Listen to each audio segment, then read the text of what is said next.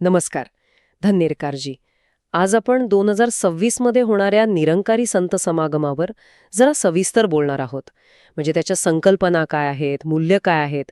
आपल्याकडे जे स्रोत आहेत ना, ते सांगतात की हा केवळ एक कार्यक्रम नाहीये. नाही, अजिबात नाही. ही एक एक आध्यात्मिक अनुभूती आहे. आणि सगळ्यात इंटरेस्टिंग गोष्ट म्हणजे इथे धर्म, भाषा, जात या सगळ्याच्या पलीकडे जाऊन फक्त मानवतेला महत्त्व दिलं जातं. बरोबर. तर चला, हे सगळं नक्की काय आहे ते समजून घेऊया. हो, नक्कीच. म्हणजे या चर्चेचा उद्देश फक्त माहिती देणं नाहीये, तर या समागमाच्या मागे जी मूळ विचारधारा आहे तिथपर्यंत पोचणं आहे. श्रोतांमध्ये एक संदेश वारंवार येतो, पहिले मानव बनाव फिर भक्त. हा एक विचार, आणि या एका विचाराभोवती सगळी रचना केलेली दिसते. ब्रह्मज्ञान असेल, सेवा, अंधश्रद्धा मुक्ती, प्रेम, एकता, ही उद्दिष्टे फक्त सांगतायत नाहीत, तर ती प्रत्यक्षात कशी आणतात हे पाहणं महत्त्वाचं आहे. आणि यातला एक सूक्ष्म पण खूप महत्त्वाचा फरक म्हणजे इथे देव शोधण्यावर भर नाहीये, तर तो ओळखण्यावर आहे.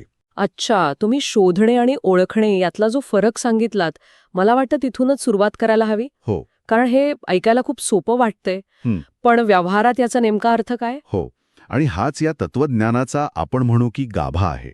बघा, देव शोधणे म्हणजे आपण काय गृहीत धरतो की तो कुठेतरी दूर आहे. अगदी, तो कुठेतरी दूर आहे, लपलेला आहे, आणि आपल्याला त्याला शोधायचे पूजा, कर्मकांड, तीर्थयात्रा करून. बरोबर. पण ओळखणे याचा अर्थ आहे की तो आधीपासूनच अस्तित्वात आहे, आपल्या आत, आपल्या आजूबाजूला, प्रत्येक कणात.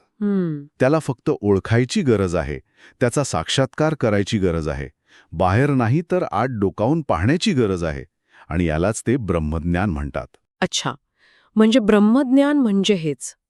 कारण मी जेव्हा हे स्रोत वाचत होते तेव्हा हा शब्द खूप वेळा आला. हो, आला असणार. पण सर्वसामान्यांसाठी हा शब्द खूप मोठा वाटू शकतो, थोडा किचकट. बरोबर. पण त्याची व्याख्या खूप सोपी करून सांगितलेली आहे. ब्रह्मज्ञान म्हणजे कुठलंही अवघड तत्वज्ञान नाही, तर स्वतःच्या आणि परमात्म्याच्या खऱ्या स्वरूपाची ओळख. इतकं सरळ आहे. आणि ही ओळख झाली की माणूस भेदभावाच्या पलीकडे जातो, आणि मग तो खऱ्या अर्थाने मानव बनतो. अगदी. म्हणूनच ते म्हणतात, पहिले मानव बना. एकदा का तुम्हाला प्रत्येक माणसात तोच एक परमात्मा दिसू लागला की मग जात, धर्म, वर्ण हे भेद आपोआप गळून पडतात. अच्छा. आणि याच पायावर मग संत समागम ही संकल्पना उभी राहते. तर मग संत समागम या शब्दाचा अर्थ फक्त संतांचा मेळावा एवढा नाहीये? नाही, अजिबात नाही. याची अजून काही पैलू आहेत का? हो, नक्कीच. संत म्हणजे इथे कोणी विशिष्ट वेशभूषा केलेले साधू नाहीत. तर ब्रह्मज्ञानाने जोडलेला प्रत्येक भक्त, प्रत्येक माणूस हा संत आहे. आणि समागम म्हणजे फक्त एकत्र येणं नाही, तर विचारांचं, मनांचं आणि आत्म्याचं एकरूप होणं आहे. वाह! ही एक अशी जागा आहे जिथे प्रत्येक जण आपली सामाजिक ओळख, म्हणजे आपलं पद, पैसा, प्रतिष्ठा हे सगळं बाहेर ठेवून येतो. इथे कोणी लहान नाही, मोठं नाही, मालक नाही, सेवक नाही, सगळे एकाच परमात्म्याचे अंश. ही एक प्रकारे सामाजिक उतरण मोडण्याची खूप मोठी प्रक्रिया आहे. आणि हीच प्रक्रिया, हीच अनुभूती 2026 मध्ये महाराष्ट्रात मोठ्या प्रमाणावर अनुभवायला मिळणार आहे. हो. त्याबद्दलची काही ठोस माहिती पण आहे आपल्याकडे. स्थळ आहे सांगली, महाराष्ट्र. दिनांक आहेत 24, 25 आणि 26 जानेवारी 2026. हो. आणि यानंतर 27 जानेवारीला गुरुवंदना हा एक विशेष दिवस पण ठेवला आहे. हो, आणि हा संपूर्ण समागम सद्गुरू माता सुदीक्षाजी महाराज आणि निरंकारी राजपिता रमेशजी यांच्या मार्गदर्शनाखाली होणार आहे. आणि इथे एक गोष्ट लक्षात घेण्यासारखी आहे की सद्गुरूंची उपस्थिती ही फक्त औपचारिक नाहीये. अच्छा.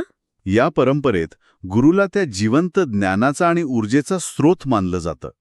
त्यामुळे त्यांची उपस्थिती त्या संपूर्ण अनुभवाला अधिक खोलवर नेते. ते फक्त शिकवत नाहीत, तर ते त्या तत्वज्ञानाचं एक जिवंत उदाहरण म्हणून समोर असतात. बरोबर. म्हणूनच श्रोतांमध्ये याला जीवनाचा खरा अर्थ समजून घेण्याची सुवर्णसंधी असं म्हटलं आहे. मी जेव्हा हे स्रोत वाचत होते तेव्हा हे वाक्य वाचून मी खरंच थांबले. ही जीवनाचा खरा अर्थ समजून घेण्याची सुवर्णसंधी आहे. हे खूप मोठं विधान आहे. आहेच. यामागे काय विचार असेल? यामागे विचार असा आहे की आपण आजच्या धावपळीच्या आयुष्यात अनेक भूमिका जगतो, नाही का? कुणाचा मुलगा, कुणाचा बॉस, कुणाचा कर्मचारी. हो, खरंय. पण या सगळ्या भूमिकांच्या पलीकडे मी कोण आहे या मूळ प्रश्नाचं उत्तर आपल्याला मिळत नाही. हा समागम ते वातावरण त्या प्रश्नाचं उत्तर शोधण्यासाठी एक पोषक जागा निर्माण करतं.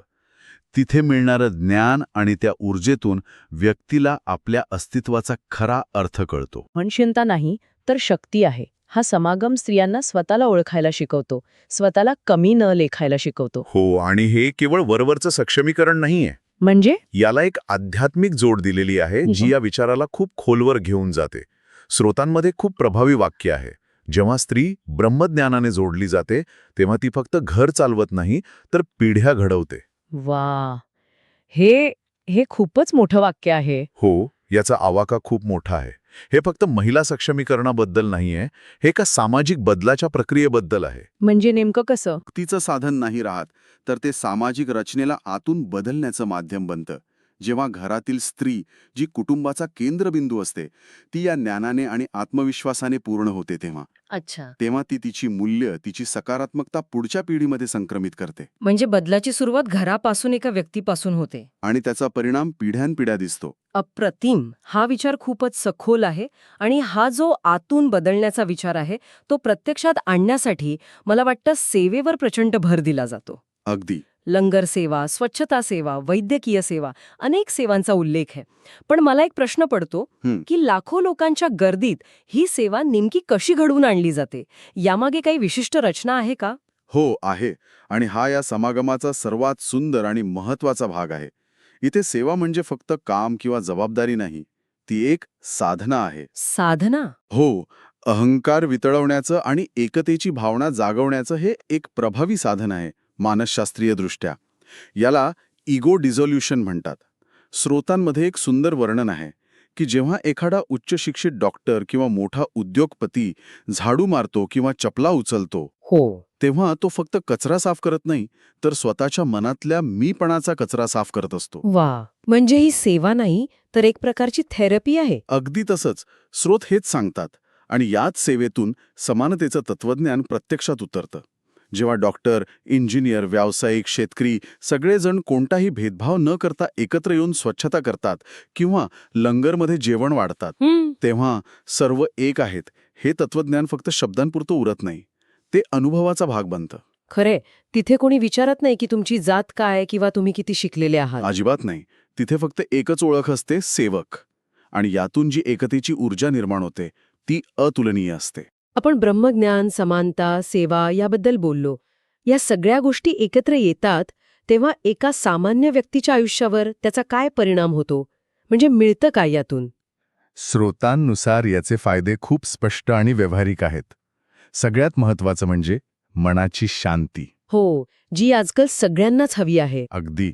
आजच्या तणावपूर्ण जीवनात आपण सगळेच शांतीच्या शोधात आहोत. इथे त्या शांतीचा अनुभव मिळतो. शिवाय नकारात्मक विचारांचा अंत होतो. कारण जेव्हा तुम्ही इतक्या सकारात्मक वातावरणात राहता तेव्हा नकारात्मकतेला जागाच उरत नाही. बरोबर. आत्मविश्वास वाढतो. कारण तुम्हाला तुमच्या खऱ्या स्वरूपाची ओळख होते. आणि सगळ्यात महत्त्वाचं, जीवनाकडे पाहण्याचा एक नवीन सकारात्मक दृष्टिकोन मिळतो. हो, आणि याचं सार एका वाक्यात खूप सुंदर मांडलं आहे. ही एक अशी जागा आहे जिथे राग शमतो, अहंकार वितळतो आणि फक्त प्रेम उरतं. हे ऐकायला खूप आदर्शवादी वाटतं, पण लाखो लोक जेव्हा एकत्र येऊन हे अनुभवतात तेव्हा त्याची एक वेगळीच सामूहिक ऊर्जा तयार होत असणार. निश्चितच. आणि म्हणूनच या माहितीचा समारोप एका अतिशय भावनिक आवाहनाने होतो. जे लोक एकटे आहेत, आयुष्यात थकलेले आहेत, ज्यांना वाटतं की आपलं कोणीच नाही, त्यांना या समागमात येण्याचं खास आवाहन केलं जातं. अच्छा. कारण इथे फक्त गर्दी नसते तर एक कुटुंब असतं. इथे परमात्मा आहे, सद्गुरू आहेत आणि प्रेमाने जोडलेली मानवता आहे. याला केवळ कार्यक्रम नाही तर मानव एकतेचा महायज्ञ म्हटलं आहे. हे खूपच प्रेरणादायी आहे. थोडक्यात सांगायचं झालं तर हा समागम म्हणजे फक्त 3 दिवसांचा कार्यक्रम नाही, तर आयुष्यभर पुरेल अशी ऊर्जा आणि दृष्टी देणारा एक अनुभव आहे. ही तात्पुरती मलमपट्टी नाही तर आतून होणारा बदल आहे. अगदी. आणि या सगळ्या स्रोतांमधून एका अशा प्रणालीचं वर्णन समोर येतं जिथे सामुदायिक सेवा आणि आध्यात्मिक ज्ञानातून मनःशांती आणि सामाजिक एकोपा साधला जातो. यावरून एक व्यापक विचार माझ्या मनात येतो.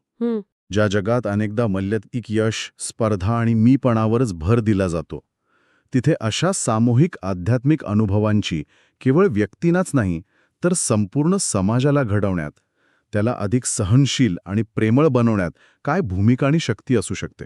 धन निरंकार जी